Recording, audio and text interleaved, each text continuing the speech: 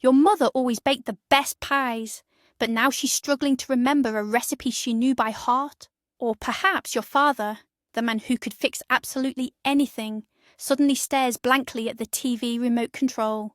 We tend to shrug it off and say, "Oh, it's just old age, isn't it?"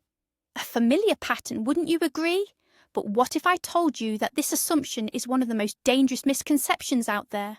What if, behind this notion of just getting older, lurks an insidious enemy, slowly eroding the very personality of your loved one over many years? In this video, we're going to examine 20 shocking reasons why dementia hides in plain sight for decades. I promise you, after watching this, you will learn to spot the signs that were previously invisible. Have you had similar experiences? Let us know in the comments how you rationalize the changes in your relatives' behaviour. Before we dive in, let's take a moment to clarify what dementia actually is. Many people assume it's simply another word for Alzheimer's disease or senility. That isn't quite right. Dementia isn't a specific illness, it's an umbrella term, a syndrome describing a wide array of symptoms related to the deterioration of memory, thinking, and other cognitive abilities. Imagine it as a large umbrella covering various diseases. Alzheimer's is simply the most common one underneath it, accounting for between 60 and 80% of all cases. It is vital to understand that dementia is not a normal or inevitable part of aging. It is the result of brain cell damage. The true trickery of this condition is that it creeps up so slowly, expertly masquerading as those unavoidable changes we associate with getting older. And today, we are going to start unmasking that deception. The first and most crucial reason why dementia often remains completely invisible is simply because it develops so incredibly slowly. It's a real creep, it's insidious.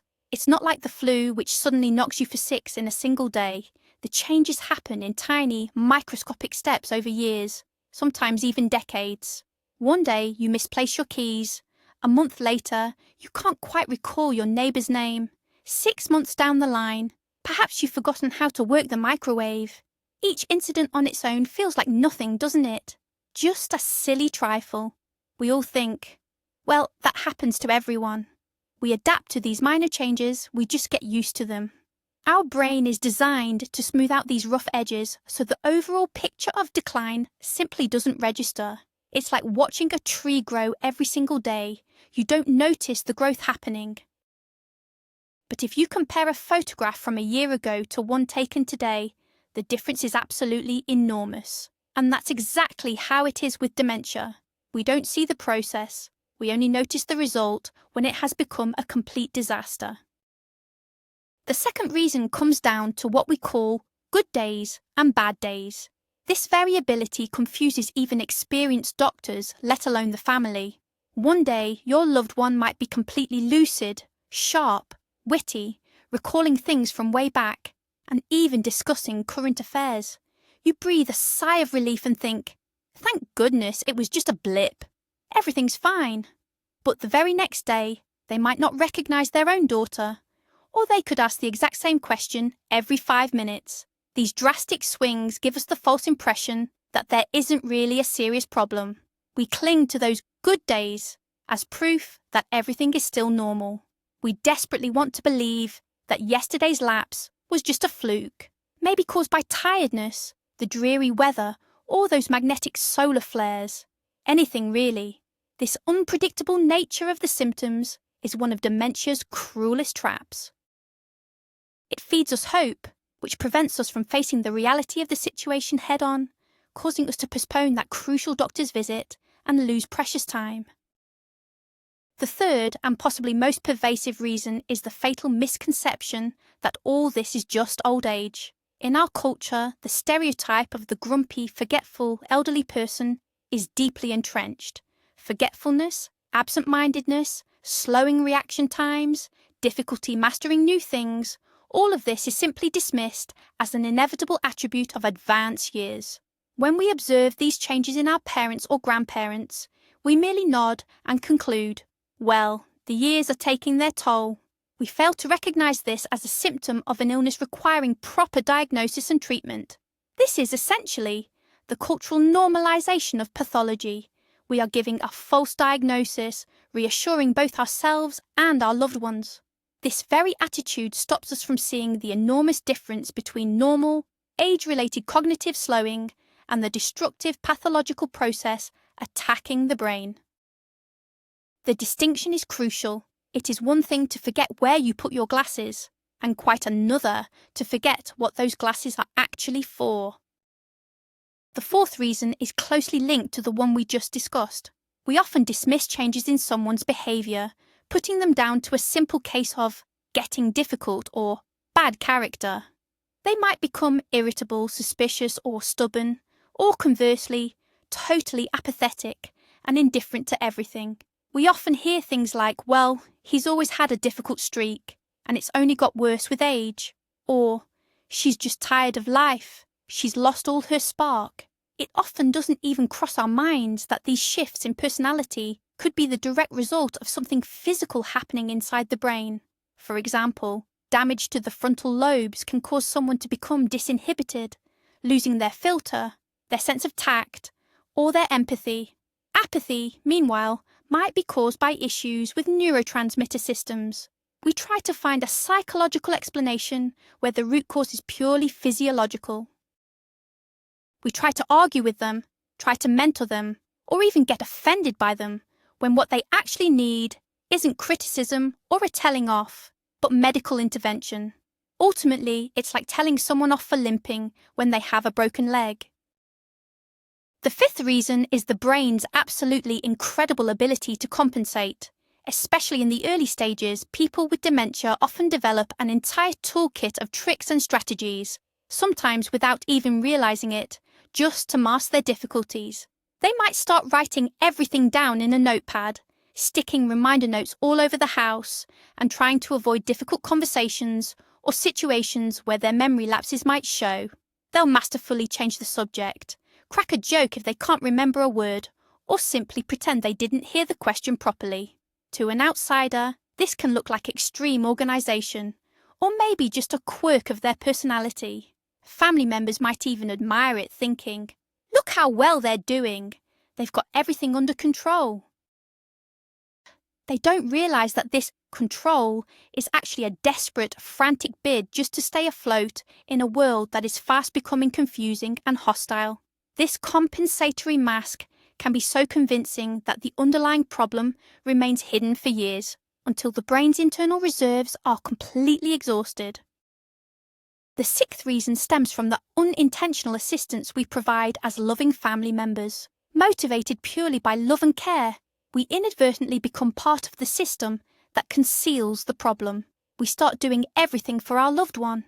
Has Mum forgotten how to pay the bills? Never mind, I'll take care of them myself. Can Dad not figure out the new mobile phone? I'll set it all up and remind him exactly which buttons to push. We supply the forgotten words, finish their sentences, and take on all the domestic and financial issues. We genuinely feel that we are making their lives easier, and to some extent, that is true.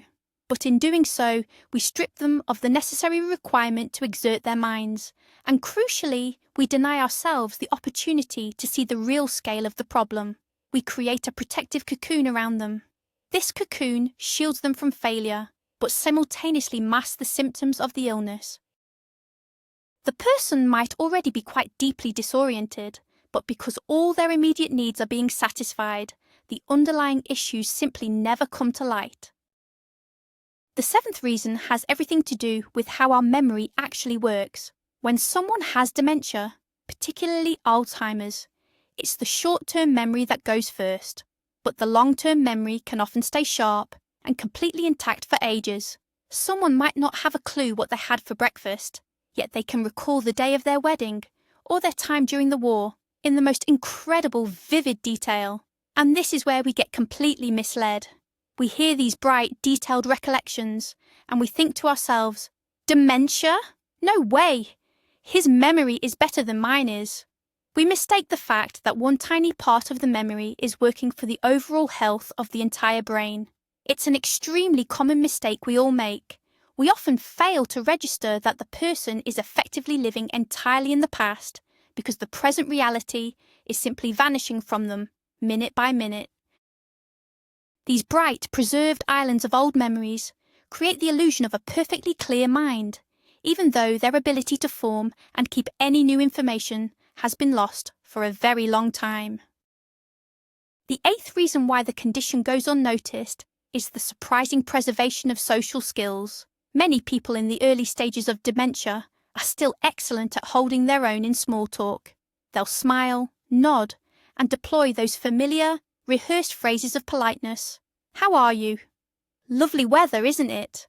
This entire social facade can appear absolutely flawless.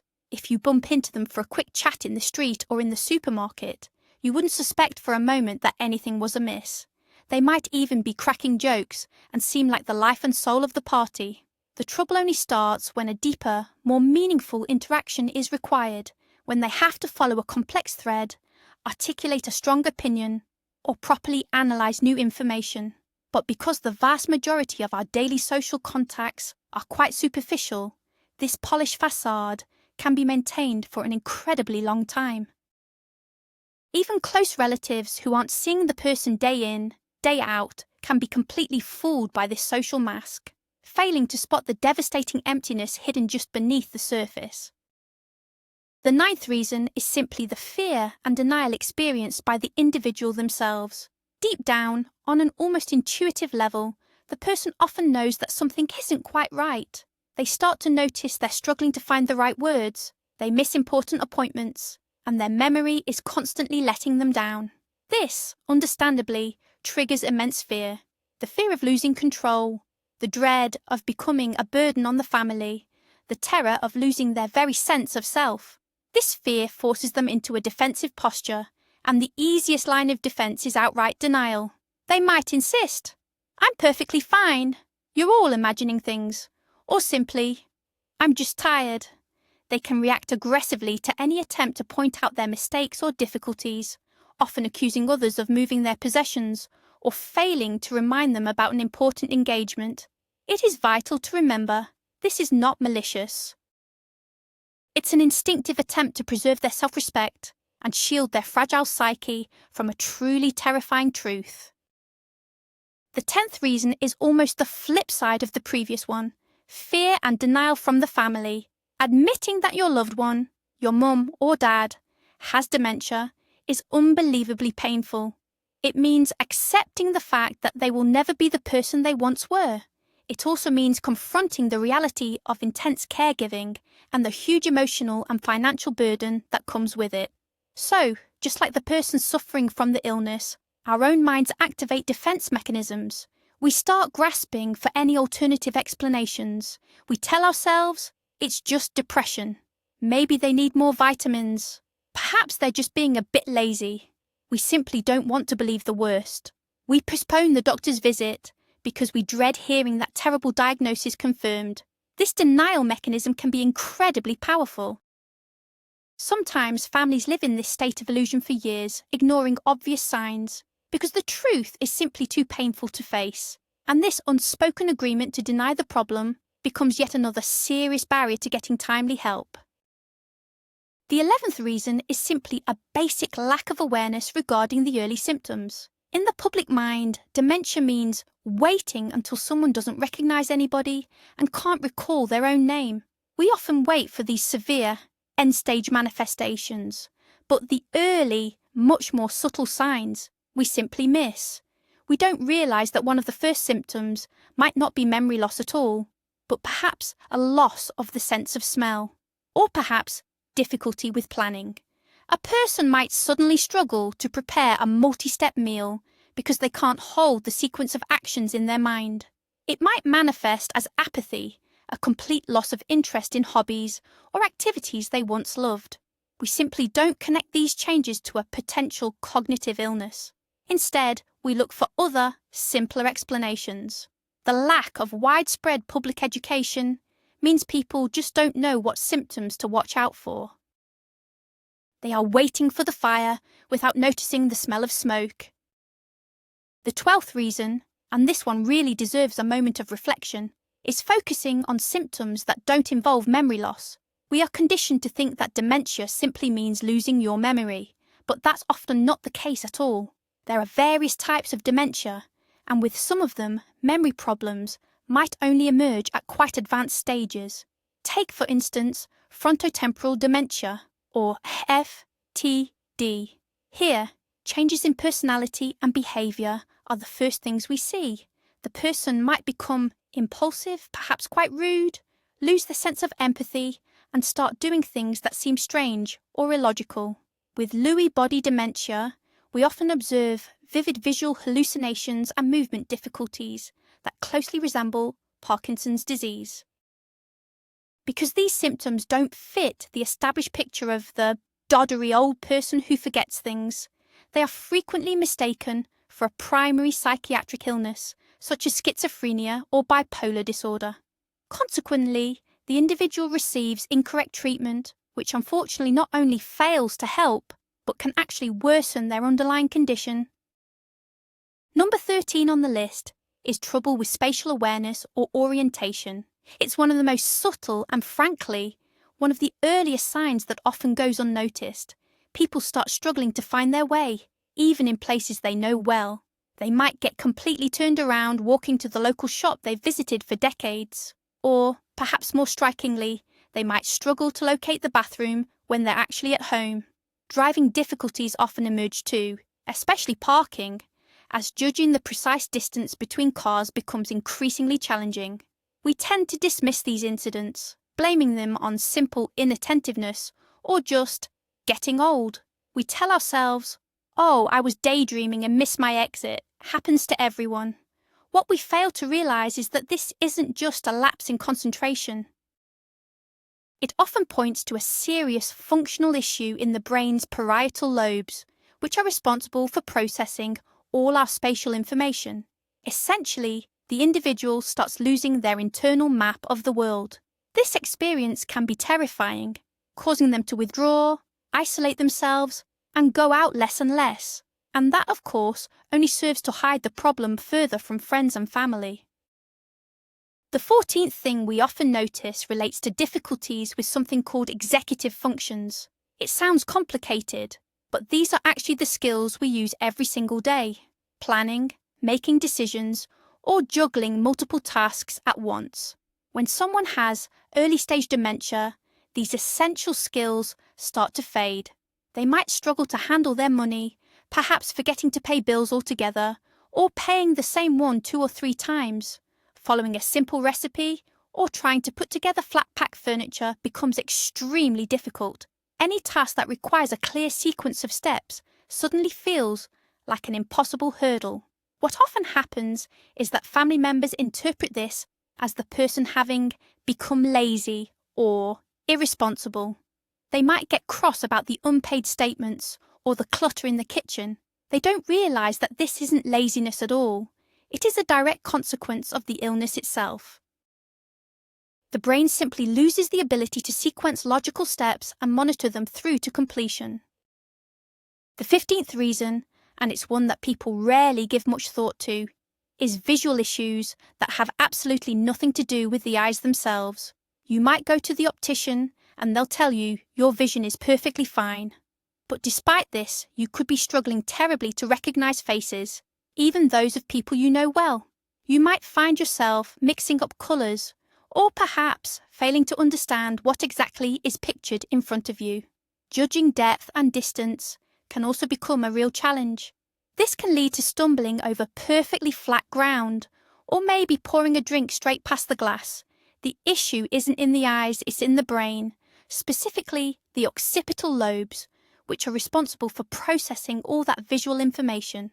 The signal arrives from the eyes, but the brain simply can't properly interpret it.